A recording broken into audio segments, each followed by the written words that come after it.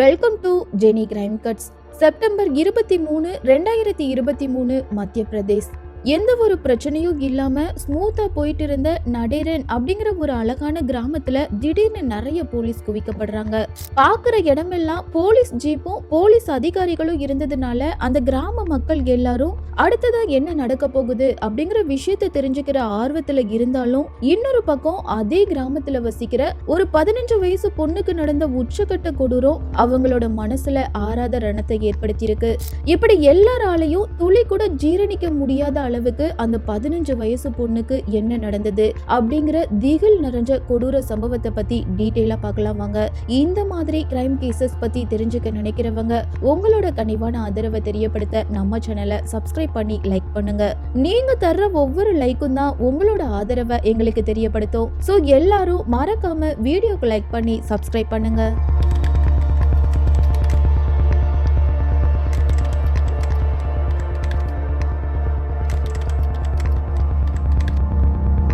மத்திய பிரதேஷ் விதிசா மாவட்டத்துல இருக்கிற நடேரன் அப்படிங்கிற பகுதியில வாழ்ந்துட்டு வர்ற தம்பதிக்கு 4 பசங்களும் 2 பொண்ணுங்களும் இருக்காங்க.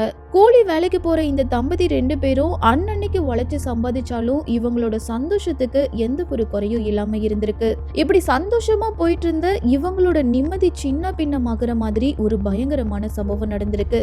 அதாவது 2023 செப்டம்பர் 23ஆம் தேதி தம்பதி 2 பேரும் வழக்கம் போல கூலி வேலைக்கு கிளம்பி இருக்காங்க. சரியா ஈவினிங் ஆனதும் ரிட்டர்ன் வீட்டுக்கு வந்த அவங்களுக்கு பயங்கர அதிர்ச்சி கொடுக்கிற மாதிரி அந்த தம்பதியோட 15 வயசு பொண்ணு பூஜா எந்திரிக்க கூட முடியாம படுத்த படுக்கையிலேயே வயிறு வலியால துடிச்சிட்டு இருந்திருக்காங்க. தம் மக வயிறு வலியால கஷ்டப்படுறத பார்த்து தாங்கிக்க முடியாத அந்த பேரண்ட்ஸ் உடனடியா தம் மகளை தூக்கிட்டு பக்கத்துல இருந்த ஹாஸ்பிட்டலை நோக்கி ஓட ஆரம்பிக்கிறாங்க. அங்க போனதுக்கு அப்புறம் அந்த சிறுமியை செக் பண்ண டாக்டர் அந்த பேரண்ட்ஸோட தலையில இடிய தூக்கி போடுற மாதிரி யாராலையும் யோசிக்க கூட முடியாத ஒரு அதிர்ச்சியான விஷயத்த சொல்லியிருக்காரு. அதாவது உங்க பொண்ணு பூஜாவோட பிரைவேட் பார்ட்ஸ் ஃபுல்லா ரத்தமா இருக்குது. அவங்கள கம்ப்ளீட்டா செக் பண்ணினதுல அந்த சிறுமி ஆல்ரெடி கன்சீவ் ஆனது மட்டும் இல்லாம சில மணி நேரத்துக்கு முன்னாடி தான் அவங்களோட குழந்தைய அபார்ஷன் பண்ணிருக்காங்கன்னு சொல்லி எல்லாரையும் ஒரு நிமிஷம் உரைய வச்சிருக்காரு. இப்போ அந்த சிறுமியோட ஹெல்த் கண்டிஷன் மோசமாகிட்டே இருந்ததுனால அடுத்த நாள் காலையில மேல் சிகிச்சைக்காக பூஜாவை வேறொரு ஹாஸ்பிட்டலுக்கு கூட்டிட்டு போயிருக்காங்க.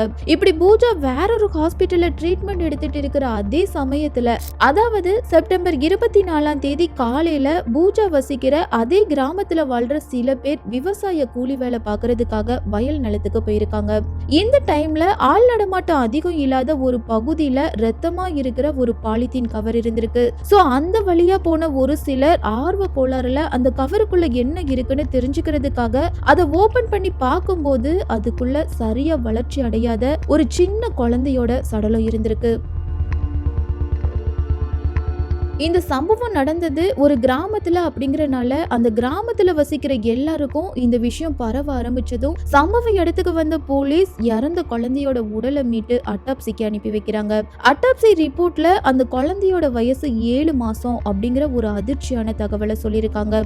இந்த விஷயத்த கேள்விப்பட்ட பூஜாவோட அம்மா ஒருவேளை இறந்து போன அந்த 7 மாச குழந்தை தான் மக வயித்துல உருவான குழந்தையா இருக்குமோன்னு சந்தேகப்பட்டு தம் பொண்ணு கிட்ட என்ன நடந்ததுன்னு உண்மையை மட்டும் சொல்லுமா, எதுவா இருந்தாலும் அம்மா உனக்கு சப்போர்ட்டா இருப்பேன், சோ நீ யாருக்கும் பயப்படாத இப்படின்னு சில தைரியமான வார்த்தைய சொன்னதுக்கு அப்புறம் தான் பூஜா தனக்கு நடந்த எல்லா கொடுமையையும் அழுதுகிட்டே தன்னோட அம்மா கிட்ட சொல்லியிருக்காங்க.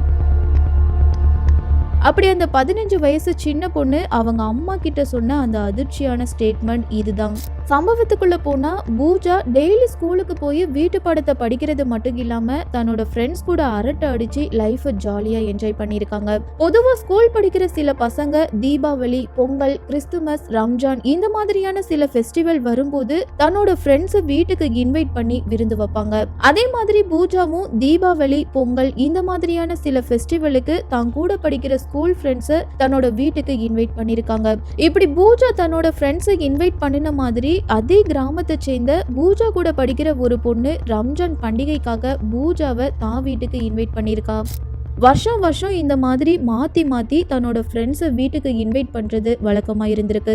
இது ஒரு பக்கம் இருக்கும்போது இன்னொரு பக்கம் பூஜாவோட அப்பா தனக்கு சொந்தமான ஒரு விவசாய நிலத்தை அதே கிராமத்தை சேர்ந்த 50 வயசான அல்தாஃப் அப்படிங்கிற நபருக்கு குத்தகைக்கு விட்டிருக்காங்க. சோ அல்தாஃபும் அடிக்கடி பூஜாவோட அப்பாவை பாக்குறதுக்காக அந்த வீட்டுக்கு வந்துட்டு போயிருக்காரு. இப்படி இருக்கிற சமயத்துல தான் பூஜாவும் 50 வயசான அல்தாஃப் வீட்டுக்கு போயிருக்காங்க. பூஜா எதுக்காக அல்தாஃப் வீட்டுக்கு போனாங்கன்னு கேட்டீங்கன்னா அதுக்கு ஒரு காரணம் இருக்குது. அதாவது இந்த அல்தாஃபுக்கு 4 பசங்களும் ஒரே ஒரு பொண்ணு இருந்திருக்காங்க. அல்தாஃபோட அந்த ஒரே ஒரு பொண்ணு தான் பூஜாவோட க்ளோஸ் ஃப்ரெண்ட். சோ நான் ஆல்ரெடி சொன்ன மாதிரி அல்தாஃபோட பொண்ணு தான் ரம்ஜான் பண்டிகைக்காக பூஜாவை தான் வீட்டுக்கு இன்வைட் பண்ணிருக்காங்க. இப்படி பூஜா தான் ஃப்ரெண்டு வீட்டுக்கு போகும்போதெல்லாம் அங்கிருந்த அல்தாஃப் தான் மகளோட ஃப்ரெண்டு பூஜாவை தப்பான கண்ணோட்டத்துல பார்த்திருக்கான். அல்தாஃபோட பார்வை பூஜாவுக்கு வினோதமாவும் விசித்திரமாவும் இருந்தாலும் அதெல்லாம் பெருசுபடுத்தாத பூஜா தான் ஃப்ரெண்டோட அப்பா அப்படிங்கறனால எந்த ஒரு சந்தேகமும் இல்லாம சகஜமா பழகிருக்காங்க. சரியா 2022 மார்ச் மாசம் பூஜாவோட அப்பா வழக்கம் போல கூலி வேலைக்கு போயிருக்காங்க.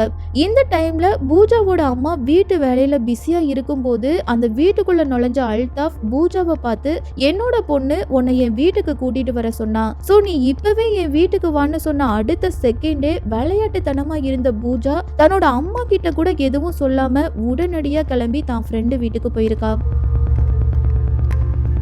அங்க போன அந்த சிறுமி தன்னோட ஃப்ரெண்டை வீடு ஃபுல்லா தேடியும் அந்த வீட்டுல அந்த பொண்ணு இல்ல. சோ உடனடியா அந்த வீட்டை விட்டு வெளியில வர ட்ரை பண்ணும்போது பூஜாவோட கையை பிடிச்சு இழுத்த அல்தாஃப் அந்த பொண்ணோட வாயை பொத்தி தன்னோட ரூம்க்கு இழுத்துட்டு போயிருக்கான். இப்போ 50 வயசான அந்த காம மிருகம் அந்த சின்ன பொண்ணு கிட்ட தப்பா நடக்க ட்ரை பண்ணும்போது பயத்துல அழுதுட்டு இருந்த பூஜா அந்த காம மிருகத்தை பார்த்து என்ன சொல்லிருக்கானா, என்ன எதுவும் பண்ணிராதீங்க அங்கிள், நான் உங்க பொண்ணு மாதிரி, அதனால என்ன விட்டுருங்கன்னு சொல்லி கெஞ்சிருக்கா. அதுக்கு மனசாட்சியே இல்லாத அந்த மிருகம் அந்த சிறுமிய பார்த்து, நீ என்னோட பொண்ணு மாதிரி தான், ஆனா நீ என்னோட சொந்த பொண்ணு கிடையாதுன்னு சொல்லி அந்த சிறுமிய தன்னோட காம வெறி தீர்ற அளவுக்கு கத்திய காட்டி மிரட்டி கொடூரமா ரேப் பண்ணிருக்காங்க. அடுத்ததா அந்த சிறுமி பயத்துல அங்கேயே உட்காந்து ரொம்ப நேரம் அழுதுருக்கா.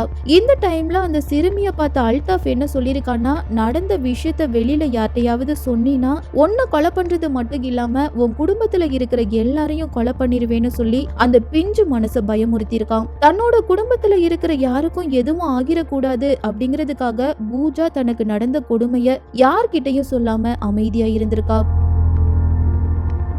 பூஜாவோட இந்த அமைதியை தனக்கு சாதகமா யூஸ் பண்ண நினைச்ச அல்தாஃப் தன்னோட வீட்டுல யாரும் இல்லாத நேரம் பார்த்து பூஜாவை தன்னோட வீட்டுக்கு கூப்பிட்டு அந்த பொண்ணை மிரட்டி பல தடவை நாசமாக்கி இருக்கான். இதனால கன்சீவான பூஜா என்ன பண்றதுன்னு தெரியாம தான் கன்சீவா இருக்கிற விஷயத்த அல்தாஃப் கிட்ட சொல்லியிருக்காங்க.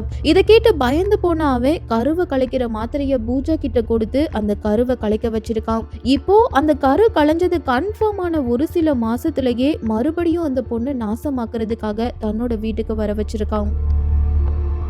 இப்போ பூஜா அல்தாஃப் கிட்ட என்ன சொல்லியிருக்கான்னா, இனிமேலும் நான் கன்சீவானா நான் தற்கொலை பண்ணி இறந்து போயிருவேன், அப்படி இல்லைன்னா நீ பண்ற அட்டூழியத்தை எல்லார்கிட்டையும் சொல்லிடுவேன்னு சொல்லி அல்தாஃபை மிரட்டியிருக்கா. ஆனாலும் அதையெல்லாம் கண்டுக்காத அந்த மிருகம் மறுபடியும் அந்த பொண்ணை சீரழிச்சிட்டு ரிட்டன் வீட்டுக்கு அனுப்பி வச்சிருக்கான். இப்போ ஒரு சில மாசம் கடந்து போனதுக்கு அப்புறமா பூஜா மறுபடியும் கன்சீவ் ஆகுறாங்க. இப்படி கன்சீவ் ஆன 2 மாசத்துக்கு அப்புறம் அல்தாஃப் கிட்ட பூஜா தான் 2வது தடவை கன்சீவா இருக்கிற விஷயத்த சொல்லும் போது அவன் என்ன சொல்லியிருக்கான்னா, நீ எதுக்கும் பயப்படாத, உன் வயித்துல வளர்ற கருவை கலைச்சிடலான்னு சொல்லி பூஜாவை தைரியப்படுத்தியிருக்கான். இதனால வேற வழியே இல்லாத அந்த சிறுமியும் அவன் சொன்னதை நம்பி அந்த கருவை சுமந்திருக்காங்க. இப்படியே சில மாசங்கள் கடந்து போகுது. சரியா பூஜா 7 மாச கர்ப்பிணியா இருக்கும் போது, அதாவது 2023 செப்டம்பர் 23ஆம் தேதி பூஜா வீட்டுல யாரும் இல்லாத நேரம் பார்த்து அந்த வீட்டுக்கு வந்த அல்தாஃப் பவர் அதிகமா இருக்கிற அபார்ட் பண்ற மாத்திரைய 15 வயசே ஆன அந்த பொண்ணுக்கு கொடுத்திருக்கான். சில மணி நேரத்துக்கு அப்புறம் அந்த 7 மாச குழந்தை உயிரில்லாத சடலமா வெளியில வந்ததுக்கு அப்புறமா அங்கிருந்த அல்தாஃப் அந்த 7 மாச குழந்தைய ஒரு பிளாஸ்டிக் கவர்ல போட்டு யாருக்கும் தெரியாம ஒரு இடத்துல தூக்கி வீசியிருக்கான். சரியா ஈவினிங் டைம்ல வேலைக்கு போன பூஜாவோட அம்மா ரிட்டன் வீட்டுக்கு வரும்போதுதான் இந்த பயங்கர சம்பவம் வெளிச்சத்துக்கு வந்திருக்கு. அல்தாஃப் தான் குற்றவாளின்னு கன்ஃபார்ம் ஆனதுக்கு அப்புறமா போலீஸ் அந்த நபரை அரெஸ்ட் பண்ணி ஜெயில அடைச்சிருக்காங்க.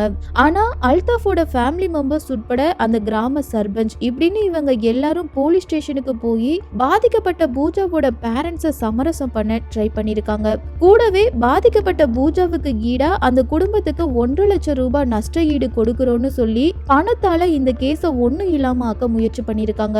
இது மட்டும் இல்லாம நீங்க மட்டும் இந்த விஷயத்துக்கு சமரசம் ஆகலன்னா உங்க குடும்பத்தை இந்த கிராமத்துல இருந்தே விரட்டி அனுப்பிச்சிருவோம்னு சொல்லி மிரட்டியிருக்காங்க.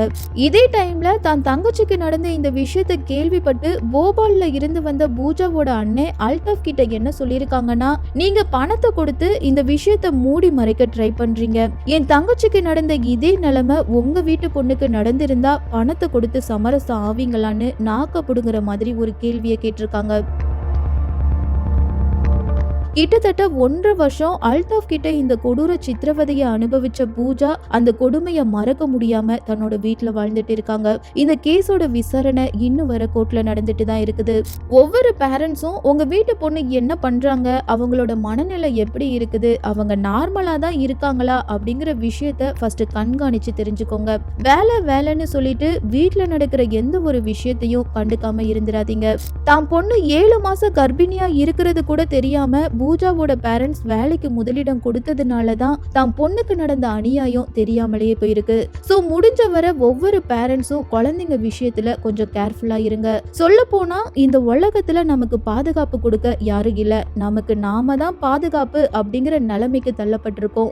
இந்த கேஸ்ல வர்ற அல்தாஃபோட செயலை பத்தி நீங்க என்ன சொல்ல விரும்புறீங்க அப்படிங்கிற உங்களோட கருத்துக்களை மறக்காம கமெண்ட்ல பதிவு பண்ணுங்க. அப்படியே இதுவரை வீடியோக்கு லைக் பண்ணாதவங்க மறக்காம வீடியோக்கு லைக் பண்ணி சப்ஸ்கிரைப் பண்ணுங்க. இதே மாதிரி இன்னொரு கிரைம் கார்ட்ஸோட வேற ஒரு வீடியோல உங்களை சந்திக்கிறேன்.